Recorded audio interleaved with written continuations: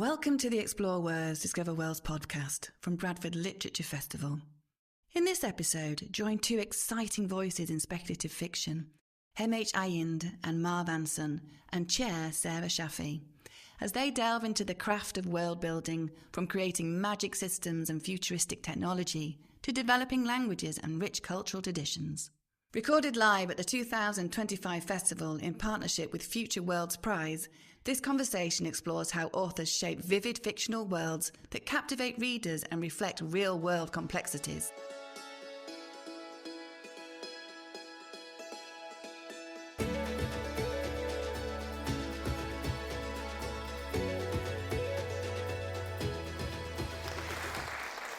Hello, everybody, and welcome. Thank you for spending your Sunday lunchtime with us. My name is Sarah Shaffi. I'm a journalist and an editor, and I'm also co-chair of Future Worlds Prize, which is a prize for SFF writers of colour. We're here today to talk about crafting Otherworlds, how you write convincing worlds mostly in SFF, but a lot of what our writers will say will apply to all sorts of fiction. We'll chat for about half an hour or so, and then I'm really keen to throw it open to audience questions. So if there's anything you want to know about the world of writing, please do ask our two writers, who I will introduce now.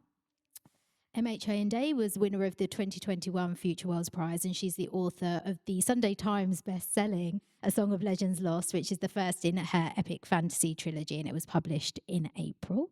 And Marve Anson was a finalist for Future Worlds Prize 2023. Her debut fantasy novel, Firstborn of the Sun, which she will be talking about today, is out in October this year. So you have a little while to wait, but I'm hoping we'll give you a good enough teaser that you don't mind the wait. So welcome both of you, and thank you for being here. Thank you, Sarah. So I'll get you to start just by giving us a sort of quick elevator pitch for your books, just so the audience knows sort of where you're coming from and kind of what sort of world building you'll be talking about. So, Madupe, tell us a little bit about A Song of Legends Lost. This is the bit where I think I should have prepared my elevator pitch. A Song of Legends Lost is an epic fantasy novel. It's written in a tradition of the sort of 80s and 90s epic fantasies that some of us grew up reading. And it is set in a secondary fantasy world where the nobility can summon their ancestors to fight in battle. It's multi-POV. And it is thematically about rebellion and colonialism. Lovely. Marve, tell us about Firstborn of the Sun. Marve has made notes, so... I have made notes. I will read it and then I'll just kind of summarize as well. So, Firstborn of the Sun. On the night of a great blood moon, 6 children were born to a man. Nearly 2 decades later, the mysteries of that night still haunt the kingdom. Which one of them was born first? Which was born to die? Which of them will rule? In this old tale of myth and magic with laws and ancient spells, the kingdom of Oru seeks the one who will sit the gilded throne.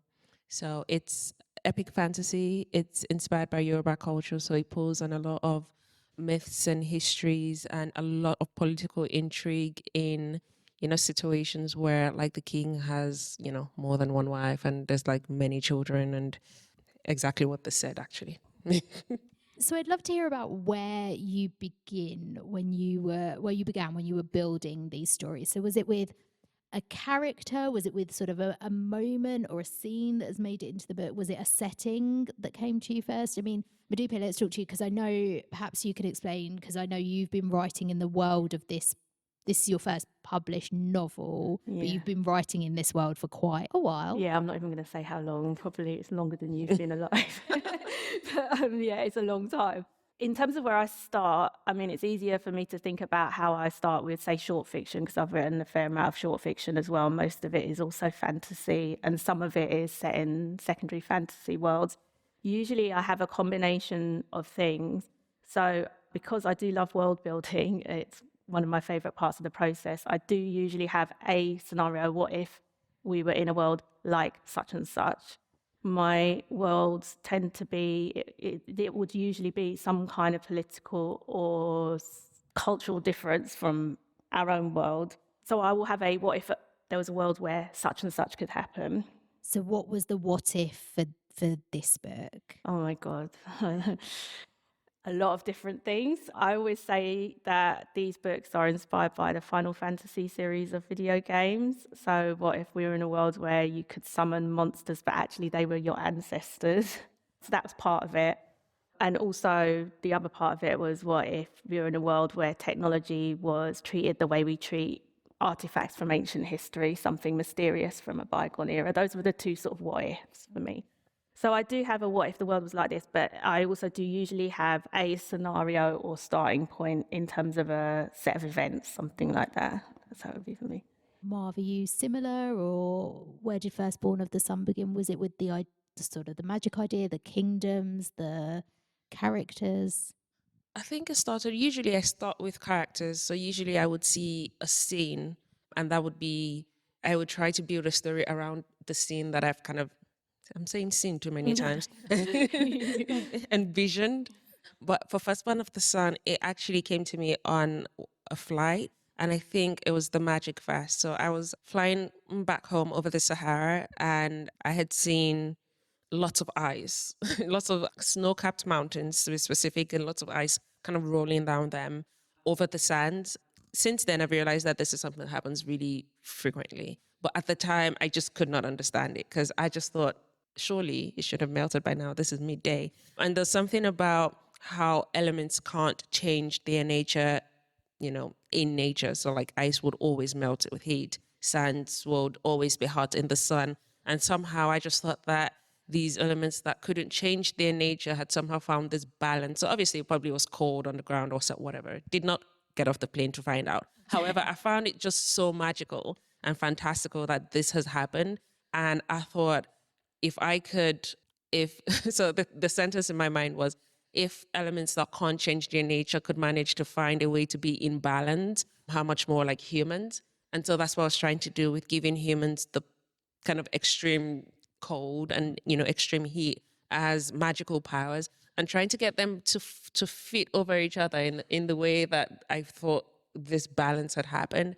And that was my kind of original idea. And as I started to fill in both sides of the camps with people, it got a lot more complicated, and it's unlikely to ever reach that balance I was trying to get. However, it is fun trying to get to that journey. It's interesting with both of you, and Marv, you sort of mentioned there at the end, as you began to explore the world, that's when the people came. And it's interesting that it's for you, both of you, the ideas and the sort of the place, however nebulous that place was, came first, and then you put the people or the creatures into it. I just find that really fascinating way of sort of approaching things, because I think we can often think, oh, a character came fully formed to a writer, and that doesn't really seem to be the case that often, I don't think. No, it definitely wasn't, because I had to, I basically just split it into like the ice kingdom and hot heat kingdom to keep it simple. And I needed to find the conflict there, because there needed to be one. And so I had to create this character. And so part of the blurb for the book is, in this kingdom, everyone has the energy of the sun, except our main character, who has the opposite of that. And so that had to be that turned out rather to be her source of conflict. But it was really interesting, because when I first thought of her, I thought she would be like everyone else. And then by the time I split her up to be, okay, she's the only one who's not like this, then I had to build a lore around why it would be a problem for her to exist in this place. And, now we have 160,000 words in book one. and that's just from trying to fit enough conflict within this one character's life. I think because we are products of our environment, once you have the sort of core of the world, like with your elemental settings and so on, once you have that, the rest comes. And I feel like world building is at its best when it's an ongoing process. So you've got the sort of foundational idea, and then you build off that. And you might have, say, what you were saying, like character traits. Like, I know my character is like quick to anger or something like that. But I don't feel that I know them until I put them in the setting and see how that setting affects them as an individual and what they do from there. And then other elements of, what you were saying about the conflict and so on, those things come in as you start thinking, well, if the world was like this, what would, the people in power look like? What would the people who are less privileged look like? And so on and so forth. So how much of the world do you build before you can get to that point where you can drop someone in and say, if they were from this place, they would have these experiences, and therefore if they went over there, they'd react in that way? I mean, you love a bit of world building, you said. So like, are you kind of quite into setting up your world before you start the sort of individual stories? Yeah, I mean, I always mention every time I speak spreadsheets. I love a spreadsheet. I do, it is something I enjoy, and I will try to figure out many aspects of how the world works beforehand. But what I've come to realize, and what I now do, is make sure none of that is actually set in stone, because it needs to adapt to like how people would actually behave, which I can't. Other writers can, but personally I can't know until I start watching what the characters are doing. And also elements of conflict about the world that I maybe hadn't anticipated that will come up as I write. So I will have a lot of detail beforehand because I like detail and it's fun, but I am very prepared to like scrap it all and go with what I think logic would be once I start exploring the world. Yeah, I don't have too much in stone, like you've said. I like to think of the broader ideas. And so with Firstborn of the Sun, for example, I have an idea of, you know, the inciting incidents in book one is that she goes to save her friend, and then she realizes she has powers that no one else should know, and everyone can see it now. So that's a scene that I had known from the moment I created that character. And so everything up until that point was just writing to get her to that point. But I allowed for everything to happen. So like the father figure she has, the best friend she has, the people in her life, everything that makes her like feel, immersive, like the character, like that feel like a person, all of that happens when I start writing. I just know that I'm trying to get to the point where she has to be in this temple and show these powers to, I don't even know who she's showing it to. Like all the people who will gasp at it and try to arrest her, all of them are created as she gets to that point. Because then I'm thinking, who is this going to be a big deal for? Why should they care? How important is it for you as writers to be able to be flexible and sort of agile in that way? I think I remember sort of seeing some advice about writer's block, and sort of some people saying that for them, if they've got writer's block, it's because the character is doing the wrong thing and they're like too bogged down in trying to get them to a specific place instead of saying, actually, we can go this way, for example. Yeah. I mean, for me, flexibility is really important. Part of that is because I think I get bored quite easily. So if I don't have the spontaneity of being surprised while I'm creating, I think part of my brain switches off a little bit. Part of it is just because, again, of the type of writer that I am, whereby I don't feel that I can replicate authentic feelings and reactions in advance. I need to be in the moment to see how they work. In terms of how important it is, for me, that spontaneity is really important, and I try to build in as much as I can now. But I think that that's not the case for all writers. Some are not like that. And also, it does mean things take longer. So I chuck away a lot of words. So The first book was like 168,000. So how many words did you throw away? Oh my gosh, you don't even want to know. Many books, let's just say books worth of words were thrown away. None of it's a waste, because I guess either you use it somewhere later down the line, or it all is there to get you to that core story. Yeah, and I will always like cannibalize the bits that I like even if it's just say a turn of phrase. And yeah, nothing is wasted. So yeah, so long as you're prepared to throw away lots, then for me, that's a great way of writing. But it does, the other side of it is it does take longer. So people who are writing to a very tight deadline, I don't think always have that luxury of being able to explore. I don't know what you think. Yeah, I think being flexible is the only way to get out of a writer's block, because it means that you need to force yourself out of where you are, either quite physically or consuming different forms of media, doing something that is different, or considering how, when people say things like the character is not doing what I want them to do, it just means that you've built a character that the action you're writing for them is inauthentic to the kind of character traits that you've given them previously. And of course, there's room for growth. So usually where I tend to slow down is where my character is having an arc and they're having to change from their original version, and more like they need to grow, obviously, but just like, changing when you're a regular person, it is still hard regardless of the fact that it needs to happen. And so understanding how that how that slope will go while they remain authentic to the general blueprint.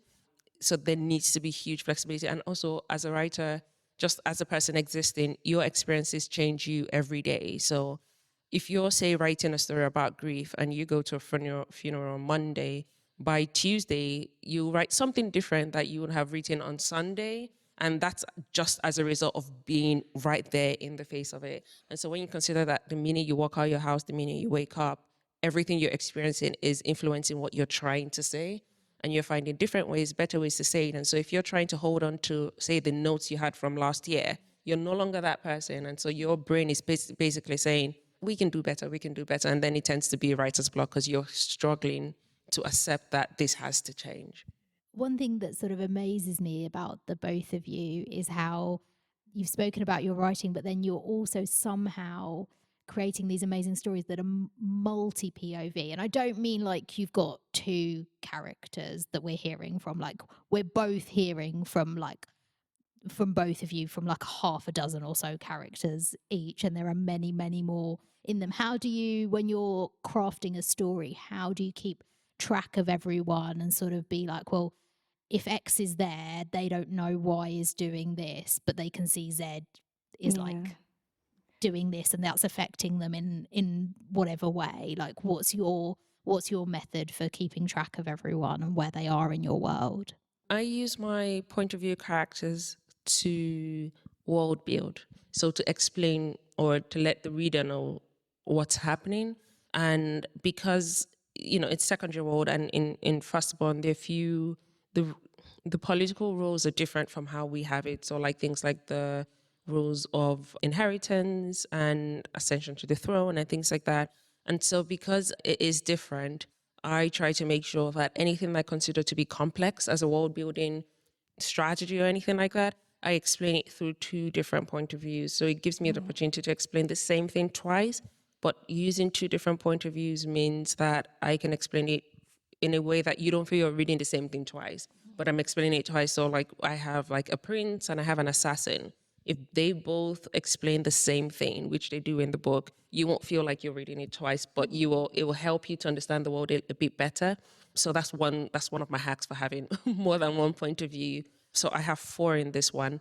Another thing is I also want to, because of how epic and in scale the world is and how many things are happening, I love when the reader knows things that, other characters don't know. So sometimes you do need a spreadsheet to be like, this is what they know, this is what they know, and at what point do they interact? Because when the characters interact as well, you need to decide how much they know about each other, how much the reader knows about them, and how much they're allowed to say to each other, because that influences where the story goes. Because there will always be one kind of primary character, and all the information, so Laura is my main character, and I need to make sure that she's not in the same room as someone who can tell her something she's not supposed to know. So one of the point of view characters, for example, is Alawani, who's her best friend. He probably has, out of the 42 chapters, he has 4.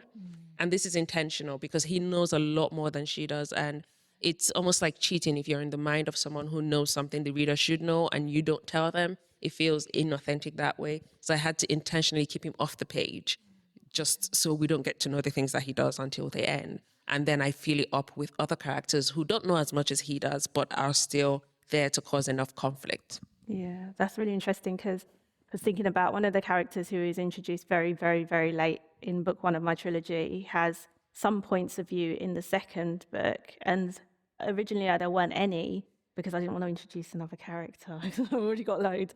But I did put some points of view for this character in. And I said to my editor, is it all right?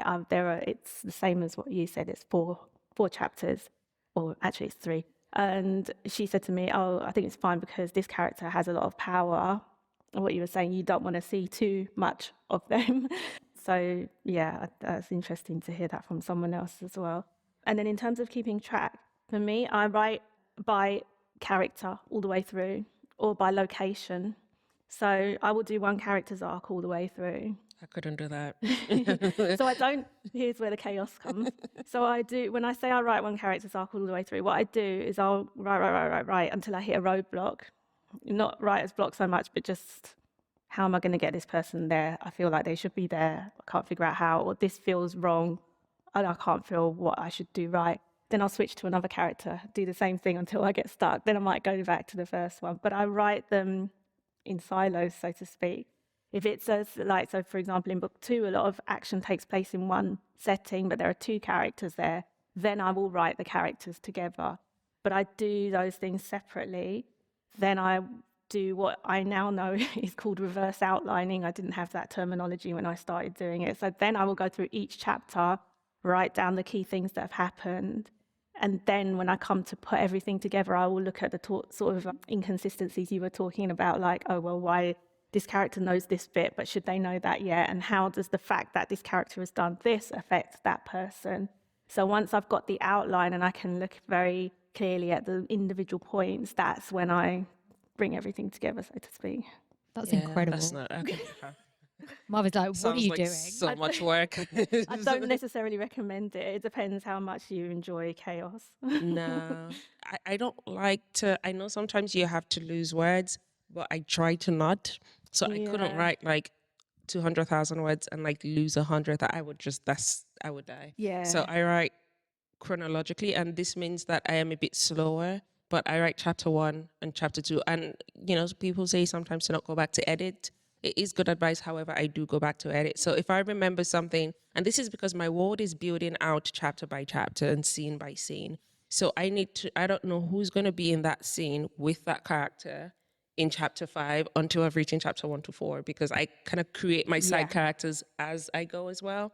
And sometimes I use it as a motivation to myself. So if I can see, say, chapter 10 very clearly and I know what's going to happen to it, but I'm in 8, I'm like, okay, that's the reward for going through 8 and 9. Yeah. And so I would stop. Sometimes I will have a writer's block just for that moment, not for the chapter after, but just for that one that I'm in. But I do stick with it because I feel like I need to build it gradually and sequentially as well. Yeah. I'm not able to write out of place. For example, I know how book 3 is going to end. I could write the end of it today, but I don't know who's going to... yourself. Yeah, I'm not allowing myself to. I'm like, I don't know who's going to be alive by the end of it. So I know what I want to happen, but I don't know what characters are still going to be there by the time I get there. So yeah, I just keep it in my head. And anything I forget, I'm like, then it wasn't worth it. We're going to go to audience questions in about 5 or 10 minutes. So just to prepare you all, I wanted to talk about some of the nitty gritty of both your books. So I'm really interested in how you decide on sort of language in your novels, because I think both have sort of quite distinct things, both when you might listen to the books or kind of as you're reading them, but also the way things look on the page. And I wondered if you could talk a little bit about the influences on the sort of language you choose to use in the books and how that contributes to the world that you're building and the world that, importantly, the readers are kind of learning about as well, I think, because there's nothing like reading a sentence on a page that looks like, let's say, patois to kind of bring you right into understanding a person or where they might have come from. So by language, are you thinking sort of word choice elements? Word choice, and also I think you've got, Madupe, in your book, sort of one of the characters in one of the POVs, we get lots of like, is it square brackets? We get like lots of sort of all of that kind of stuff with thoughts or speech presented in different ways as well, I think. Yeah. So, I mean, for me, there are characters from different sort of strata of socioeconomics in the world. So they will talk differently. That was quite important to me. One of the things that was important to me was to have people from this world's equivalent of working class backgrounds with agency and being important to the story. And I wanted them to sound like me or, how I speak when I'm comfortable and not thinking about making sure I say T's properly and things. So, certainly I would think about the background of the character in terms of their individual word choice. Then some of the other language in the book, because this world is based on a number of pre-colonial cultures, so including Yoruba culture, but much more loosely than Marv's book, and a number of other cultures that have influenced me in my life or that I wanted to draw upon. And then I picked certain specific words from those places, a few, and then words that to me sounded like the languages that are from those parts of the world. And I have, if you're making words up, you do have to be careful. Like I do, I did try to make sure any word I made up, I sort of had a little Google to make sure. I mean, I've always wondered about that. Is it a case of like having a really thorough Google to check that It doesn't mean a swear doesn't word. mean something else? Yeah. It means but in this language. Yeah, I did. Yeah, I mean, I tried to make. I'm a very pedantic person, and I think with one or two exceptions, and I'm thinking, I hope this doesn't mean but in someone's language, but I do try to check each one, and I won't. Obviously, you can't, check every word in every language, but the part of the world that particular word, the part of the world that was inspired that culture, I'll try to make sure it doesn't mean anything inappropriate in that language. So I think a combination of things for me, and certainly trying to tie the language used to the type of characters. And then you're referring to square brackets, which I use for characters who can speak into other characters' heads. For me, the brackets imply like closed off, so that's why I chose it. That's some of what went into my decision making.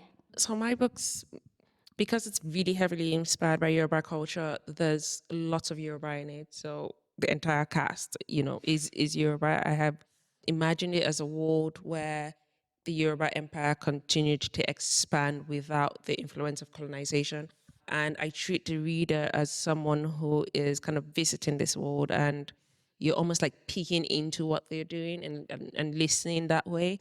So ideally, the entire book would be in Yoruba, but I write it in English, and I try to make sure that all of the proverbs are still in Yoruba so that you can see. So even though it's written in English, the characters are speaking Yoruba to each other. And so there will be times where I would write that Yoruba on the page and translate it either in action directly or in context. And my epigraphs at the start of each chapter also has like a proverb, because Yoruba people speak in proverbs quite a lot. So I have that. Are all the proverbs you have heard, or Yeah. are they ones you've made? Are they ones No. you've made up as well? No, there's enough to go around. There's like millions of them. So no, I haven't. Maybe I should try making up one, but no, there's enough. So I have those there. And then so breaking down where people live as well. Within the capital city, I have some of them speaking Pidgin, which is like a version of Patois. And I have that just because it's reminiscent of, like, say, Lagos in Nigeria, where it's a bubbling city where everyone comes together. They have their own languages, but they speak this common Pidgin that is familiar to everyone else. So that way, if you learn this language, you don't have to learn my own language, because we can both speak this, but it's not English and it's not Yoruba. So a middle ground there, I thought, would help to show it's also a very fast-paced language. It's very, very active. And so I thought putting that in the capital, where it would give an idea of how fast-paced it is when compared to other kind of cities within the same kingdom, which, I thought was cool to do. One thing in your book, Marvin, this sort of, I think, connects to what you've just been talking about, is stylistically, like, you have accents on letters, which I think until a few years ago we really wouldn't have seen. Like, that was something that just didn't, unless it was like a German umlaut or something, like, unless it was a Eurocentric language, we wouldn't have seen accents on letters like that. How important was that to you in terms of both as a writer and for the world building and for the reader as well, to have to like contend with perhaps versions of letters that they've not seen before necessarily? Yeah, it's just Yoruba. So written Yoruba has those accents, and that's because we don't have some alphabets that exist in English. So for example, like your name, actually, like Modupe, for example, if you were writing it correctly, or even Ayinde, so the E at the end of Ayinde there will have a dot under it because it's day, which is like A. So someone who reads Yoruba will know how to pronounce it without someone else telling them. So you know how to pronounce it because she's kind of told you. But if you could read Yoruba without the accent, you wouldn't quite figure out. We also have words that have the same spelling but different pronunciations. And so you need those diacritics as well to let you know how to pronounce it. If you're like me and you don't know how to read it, I just go pronouncing every word it could possibly be until I'm like, yeah, that's the one that sounds right. That's how a lot of people read as yeah. well. Sometimes if you come across an unfamiliar word, you're like, Could this it be sounds this? right in my head, Yeah. and no one else will ever know. So we had to get like a Yoruba scholar as well to read through, because I told my editor, I'm the worst speaking Yoruba person in my house. So like, if my family knew that you were relying on me to to print this book, they would laugh. So we had to get someone who kind of created a glossary as well. So he's read through the book, picked out every Yoruba word, make sure all the diacritics are correct.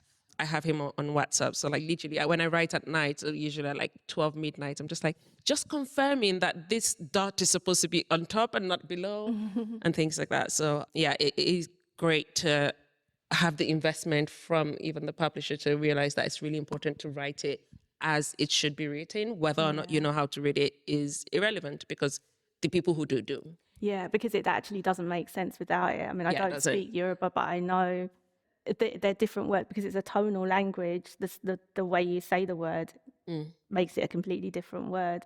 And for me, you know, growing up with the dot under my E, which I always used to draw, and my kids as well, they all have Yoruba names, and one of them is very like, oh, that's not my name because it doesn't have the dot, even though he doesn't speak Yoruba either.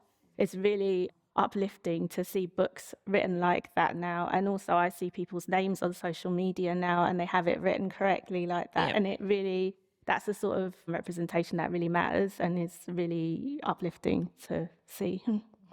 okay, I think that's a good note to go out to audience questions. So please, put your hand up and we'll get a microphone to you. So just one here.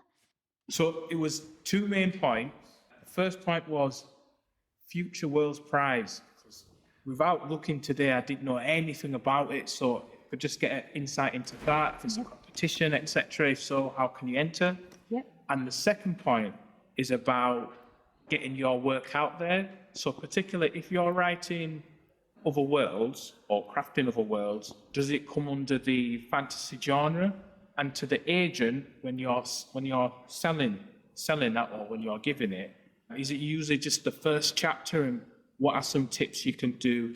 Because I know you talked about making it exciting. What are some tips you can do in order to either spur the reader to continue to the next chapter if it's the first one, or particularly as well draw the agent or whoever you're sending to when writing? Okay, great. So I'll take the two questions separately. So first, a little bit more about Future Worlds Prize. So I can talk about that. So we're an annual prize. We're open to unpublished writers from the global majority based in the UK and Ireland. And we will open again in October for submissions. So we ask for up to 10,000 words of your manuscript. We're open to all genres of science fiction and fantasy. So witches, wizards, spaceships, dystopias, anything and everything you can think of. And we asked for a cover letter and a synopsis, and you can talk to me afterwards, and if anyone else is interested, I could give you our website address, and that'll have all the info on it. And we shortlist 8 writers every year. All 8 of our writers get mentoring and they get a cash prize, and we have a winner and a runner-up as well. So It's a really good cash prize. Even if you don't win. And then I will get Marvin Medipe to answer the other question, which was essentially about sort of how do you talk about your work if you're writing Otherworlds, and how might you talk about it if you're approaching, let's say, an agent, and some tips on what you would say to an agent and what you would send them. I think all kind of fantasy, science fiction falls under speculative fiction. So that would be like the broadest you can put it in. You can narrow that down to either fantasy or science fiction, or you can even just write it as science fiction and fantasy. So there are many options. When they start reading it, they'll get an idea of it. The narrower you can make it, sometimes the better, because then when agents are reading the submission that you send to them, they want to know, where do you think, so if you walk into Waterstones, what shelf do you think this will be on? So do you think it'll be under general fiction? Do you think it'll be under horror? Do you think it'll be under fantasy? So that shelf is what you're trying to let them know, even from the start, what they should be thinking about. In terms of how much to send to them, it does require a bit of research on the agent that you're thinking of. There's a website called Manuscript Wishlist. There are many agents on there, and then they say exactly what they want. So some people want usually within the UK, they want 3 chapters, which is quite generous. Sometimes in the US, they want 10 pages, which is a bit harder. Some want 5 pages, which is like insane. But There's a few that just want a letter as well. yeah, some just want a letter, and they're quite pedantic with the rules as well. So if they ask for 1 chapter and they send 3, they might be upset and just not read it because they want you to like follow the rules that they've set. So it's all about kind of following the submission guidelines. For the actual content of the manuscript, I think my first book was a thriller novel, and writing that made me realize that I really like the suspense of novels. Like, even though I'm writing fantasy now, I think I still write like a thriller or a suspense writer. And for me, this means I want there to be a reveal or something. Suspenseful is not a word. What? Suspenseful. Yeah, suspenseful. It sounds odd. It even. should be a word. Petition to make it a word. In the chapter. And so it means you're starting to read the chapter by one, spacing out the world building. So there's also the tendency to, if you've built up the world and you know it so well, you want the reader to know everything about this world in chapter 1, that you should not do that. So when I talked about my reader being, sorry, I'm going on and on, but when I talked about my reader being a guest in the world, it means that my characters are living their lives and you're just seeing them or hearing them talk about it. My characters are not necessarily pausing to explain to you what they're saying before they interact with it. So for example, we came on the train today and you understand what I mean when I say that. But if you were writing a fantasy world, you could be tempted to say, we arrived on the train and the train was created in 1880 and before it was locomotive and it used to be coal and now it's electric, and like all of that information is not necessary because you understand what I mean when I say we rode the train to come here. And so things like that, to strip out information that's not relevant because the characters don't need it. However, if I told you that the train broke down and we had to have a secondary train that was run on coal, that's relevant because then I'm like, oh, this one didn't work. And then so it's relevant to what I'm saying to you. So using that to make sure that you strip out too much world building, make sure the suspense is still there. There needs to be a reason why I'm reading it, especially within those first 3 chapters, is really important. Yeah, I think the main thing is not to not have to include too much world building in the beginning because it will bog down the opening. Agents talk a lot about hooks. So the hook, the thing that makes you want to read on, I would say focus on that. It is a little bit of a game because once you've gone through the hoops of getting an agent, getting a publisher and so on, you will still be editing your manuscript. So there may be things you can work back in that you feel should be there at a later stage. But I would say focus on forcing whoever is reading this to read on, making them have lots of reasons to want to know what happens next. And then with regard to agents, as well as manuscript wish lists, which Marv mentioned, which is really good, the agents' websites will say their preferences as well. And there's also a site called Query Tracker. Both manuscript wish lists and Query Tracker skew slightly American, but there are more British agents on there, and you can get, I mean, my agent is in the US, so it kind of doesn't matter, but it's just something to be aware of. But there's so much information on there. Right. There's a question at the back there. So it was manuscript wish list, which is where agents can list the things they're looking for, and they also usually put their requirements on there. And then there's one called Query Tracker, which is actually a tool for query. You can basically look up agents in your genre and you can see a lot of statistics. So that's more for finding agents, but I would always recommend going to their website as well and seeing what they say. Yeah. Do you want to tell us, each of you, a world that has been built by another writer that you would either like to visit and spend some time in, or we would hate to spend some time in? Oh, I just thought of one more thing, which was to do with genre. Sorry, just to come back to you. When you were saying about what genre you're writing in, I would think about the books you think your book is similar to, and then what they're marketed as, and then use that to decide on your genre.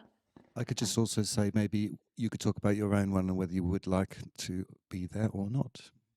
I don't think I will do well in any fantasy setting, to be honest. I do quite like the comforts of life. No, I would visit mine maybe for a day, but I would not visit it as someone who does not have powers. So if I got to be in my own fantasy world and I had like the highest, that was the most powerful person, then I'd have a great time. I could do that. Otherwise, no, it's too hot. I don't think I want to live in my world. Again, I don't think I'd survive. And I don't consider my work to be dark, but I've heard quite a few people say it is dark. I tend to like dark things, and I'm a horror fan as well, so my dark measure is a bit off. But I don't think any of my worlds I create, but if it's not cheating, Star Trek. I would live in the Star Trek universe if I had a fictional universe to live in. Yeah, no. Ask me what generation of Star Trek? What generation of Star Trek? Picard's era. Thank you for asking me. Again, if you're not on that bridge and important to whoever's watching, you're going to die in like 2 seconds. I'm not, because there's no money, there's no capitalism, there's no politics. Come back to Bradford next year for a whole discussion with Felipe I'll stop talking about Star now. Trek worlds and which ones you do best in. Okay, does anyone have another question? Was there a point in either of the novels where you got stuck? And how did you keep going if there was? Oh yeah, I get stuck very often, many times in a day. My favorite thing is to just go watch something. So I believe in consuming different forms of media when you're stuck on something. So either I'm reading a book that is not in the genre that I'm writing, or I'm just watching TV, or, taking a walk. The main point is removing yourself from thinking about it too much, because you need to switch perspective. And to do that, you need to almost like scramble your brain and start again. So whatever helps you to scramble, whether it's taking a walk, whether it's watching something else. I used to paint a lot. I'm not good at it, but I really enjoy it. So I do that as just like wipe the slates clean and then start rebuilding again. And I also don't start from where I got stuck. I start from a little bit before it. So if I'm stuck in chapter 5, I will start reading chapter 4 to like get into the story, and then start building to see if I can just push through. Usually you will figure out what the problem is, whether it's the location, whether it's the character, whether there's not enough tension, because the hardest part of writing, I think, is getting the idea in your heart, in your head, which, would feel perfect to you on page, to also feel perfect when it's on page. So that transition is what you're struggling with. And it's almost like your subconscious helping you to refine it. It's like, nope, that's not what I said. Nope, that's not what I said. Until you get to what the original idea or feeling was like. So when you try to deviate from that in a way that doesn't benefit the story, I feel like just our creative minds are like, no. And then you're trying to open up your mind to other kind of perspectives. And sometimes it comes from just engaging in other forms of art. Yeah, all of what Marv said, I think. I recommend to people this book called Refuse to Be Done, which is by Matt Bell. I don't know if anyone's heard of it, but it's the sort of plotters, pantsers divide that they say writers fall into. So those that like to plan their work versus those that don't plan so much. This book is written towards people who don't plan so much. I think also helps if you do get stuck, because it's about just getting the idea down, and the way that he talks about doing the initial draft is just writing the key points, and then you would go through, it would be very scrappy. So that's what I tend to do, is I will skip ahead. If I'm stuck, I'm like, well, I know this thing that I want to happen, so I'm just going to jump ahead to that. I mean, the danger is what you were talking about earlier, where you have to do things chronologically for them to make sense. The danger is then you create holes for yourself to fix later. But I'm a great advocate for saying that's a future me problem. I'm going to worry about her. She can sort it out. So certainly exercise for me, getting outside, consuming other media. For me, it will be video games, something really absorbing. Also, something I will do is write something different, work on something different. So I normally have a couple of things going at once, but also not being afraid to skip, so long as that suits your writing style. Do you ever, when you're sort of writing, particularly, I guess, in the first or sort of the earlier drafts, leave placeholders? So, I mean, both of your books have, like, let's say, intricate fight scenes in them. So do you ever just write fight here and then continue? You do? So I do. I don't do fight scenes because I love writing fight scenes. I know some people hate them, and I see a lot when people are talking about placeholders, it's often battles, and I'm like, get me to the next battle. It's the bit in between that is difficult. I have it for things like, for example, if I feel that I want to put a simile in, or if I want to have a certain turn of phrase that I can't find the right turn of phrase, sometimes I'll put better simile or cool phrase here, or explain how this happened. So not so much for action. For me, it's more to do with language and speech. But yes, I do that. No, I don't skip anything at all. And this is, for me, again, it comes back to I feel like I won't know what emotional state my character is in at the end of this thing. So there's a fight that my main character has with one of her mentor figures in the book. And originally, it's a little spoiler, but like I said, there's a surprise in every chapter. Originally, she wasn't meant to kill her, like, because she loves her. But when I was writing it, I was just like, she feels quite desperate. And she is also really impulsive, doesn't know how to control these powers. I feel like she could easily make an accident here. If I had skipped that chapter, then all of the guilt and grief that she feels in the following chapter, which other characters start to recognize and add to their own lore in their own arcs, would not be there, because in my mind, I'm thinking, I'm coming back, but this woman survives it. Well, in reality, as I wrote it, she did not. And that influences almost the rest of the third act. So I can't bring myself to skip it because I feel like I will miss something, either emotionally or, miss one person who should be dead and write about them and have to remove them later. I'd definitely be like, fight scene here and then come back to it later. Or something good here and then, yeah. Whereas I have to make sure mine isn't just all fight scenes. I know you've got a question. Just check, anyone in the middle got a question? Hi. I was just wondering about self-publishing. One, what are your thoughts on it? Obviously, with regards to getting into places like Waterstones and also with regards to the Future Worlds Prize. And the second question is, if you have a fantasy type fiction that is faith-based, does that still go under, from your experience, the same kind of categories? So we allow self-publish in terms of the prize. You can't be traditionally published, but self-publishing is fine. And Marv will be able to talk a little bit more about that because Marv has self-published. So It's really hard. It's possible, but it's hard because, well, to be fair, they're both hard. But with self-publishing, you are like everybody.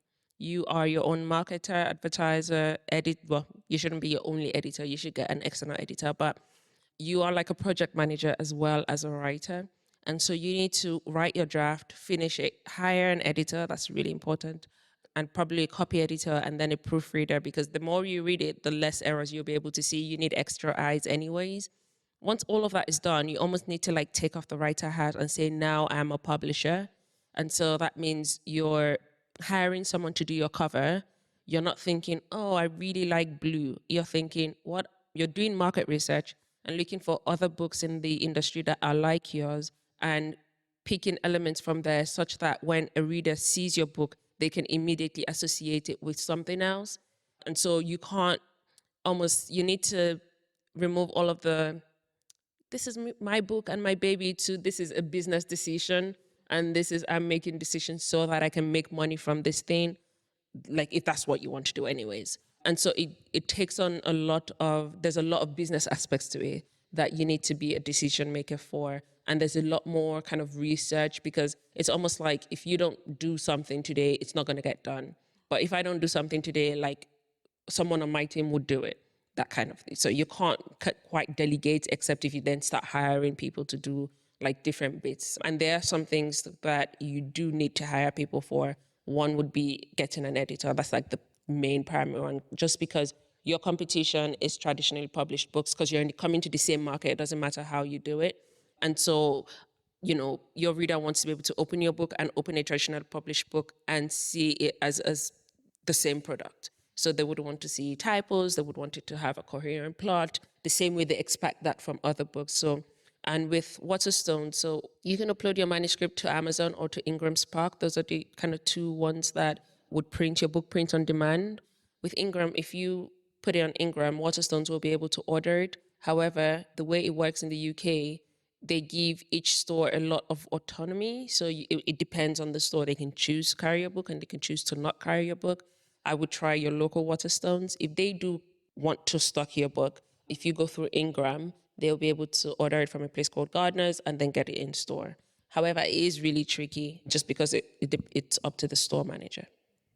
And your last question was about if an SFF is like a faith-based SFF, where would it it's sort still of fall? SFF. It's still SFF. This is where I think what Modupe said about titles like yours make up. You often hear the publishing industry, particularly agents and publishers, talking about comps, which is basically just comparison titles. So that would be perhaps you in your mind, if you know it's X meets Y and it via, you know, with the what of whatever, then in that way you can encompass sort of all the different elements of the novel. Hope that helps. Question right at the front here. Hiya. How do you deal with pacing, like introducing the worlds at the beginning of your book? And also, when it comes to backstory, do you agree that it should start off at the beginning or further on in the novel? How do you mean? As in, like, would you introduce a backstory of the, like, the person or the world that a character has come from at the beginning, or would you introduce it further on in the novel? Yeah, for me, I would say with backstory, just tread really lightly. I prefer to pepper it through the story. So a sentence just alluding to something and then build it up gradually. Because the minute you take the action away from what is happening in the present, you risk losing the immediacy of what you're doing. I love flashback chapters, but I don't write them myself because I think they're very hard to pull off. But that's another option as opposed to having, say, a paragraphs of this is what happened to this person when they were 6 or whatever. So I would say leave it as late as possible until you've really caught your reader because you want them to stay with you. And ideally spread it through things that are happening that maybe remind the character of something that happens, a moment they keep coming back to, say from a trauma that you can repeat throughout and build upon. Something like that is how I would handle it. And balancing the world building, I think, was the other question, sort of about how much you might put in at the beginning or... Yeah, I mean, I always say lightly at the beginning. I don't know how well I do that myself, but that's what I aim for. Yeah, I agree with that. Weaving it into the story, but also trying to find other ways to get the information across. So I have a storyteller in my book, and he's an old man, and he tells stories to kids, and I use him to do a lot of backstory. So that way, it feels like I can kind of break up the paragraphs with dialogue, with him saying, you know, sit down, don't stand up, you know, like action that's happening now, as well as the story that he's telling. So that's just a way where the reader won't feel like you're giving them like a whole block, because all that scene is for is just to tell you this backstory. But then I'm adding things about the man, I'm adding things about the kids, I'm adding things about the girl who's listening to all of this happening so that it feels a bit more natural. I give myself a rule of like 2 paragraphs of like 5 to 6 lines. After that, that's too much. You need to add something, either dialogue or action, change the pace, and then you kind of get another chance. And then, you know, like I mentioned with point of view characters as well, you can use that for backstory. So if one character knows this thing about this other character, we can hear half of it from one character and the other half when the character meets the other person who knows the other half of it. So it's the same information, but you're just breaking up how we hear it or how we read it. And one more thing really quickly, I would always scrutinise whether that backstory is needed, whether it's the reader needs it or whether it's you that needs it, and trying to differentiate, because sometimes it's actually you that needs that backstory. The reader doesn't necessarily need all the details. We'll do one last very quick question just here, but I think Marve and Modupe can stick around for a little bit after the event. So if there's anyone who has a question that they didn't get to ask, please do it then. Thank you. Just a really quick question. I've noticed that with some of the popular other worlds, such as like your Witcher, Harry Potter, say for instance Game of Thrones, you have a book, you have a TV series as well. And I'm just thinking, when you're designing, is it worth, other than the structure between a play and a book, is it worth just kind of thinking, right, let me convert, say for instance, or draw some element in the way in which how a play is written, or the way in which how you'd write for a TV, and write that into a book and change between different medias in order to create something? Or is it a case of just one's for another, and if it becomes successful, then you can change media, or can you switch between to create something more fluid? I would say don't do any of it. Just write your book, because especially with TV and film, there are so many people involved in that process. And you have most writers of novels whose work gets adapted have almost no creative involvement whatsoever. Those that do will be with a team of writers. There's a whole writer's room for most TV shows. There'll be so many creative minds with input, and they've got a lot of financial skin in the game but this is what I meant when I said that is not going to hold up to. You kind of give over most of that when you sell the option of your book.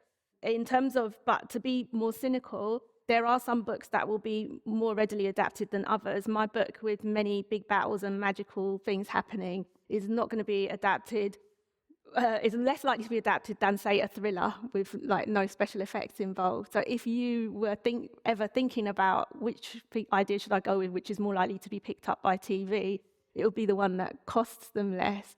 But the chances, it's so many things get optioned but never get made. Things get made but then never make it onto the screen.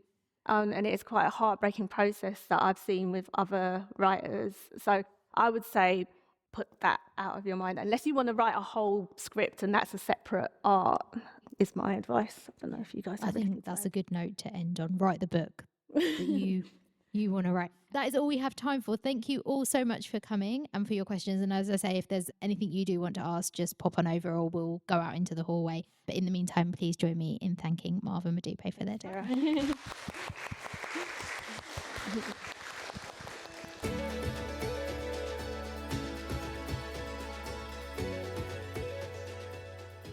Thank you for joining us for this episode of the Explore Words, Discover Worlds podcast with Bradford Literature Festival.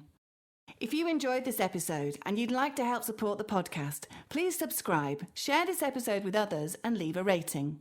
Mark your calendars for the return of Bradford Literature Festival, Friday the 3rd to Sunday the 12th of July 2026.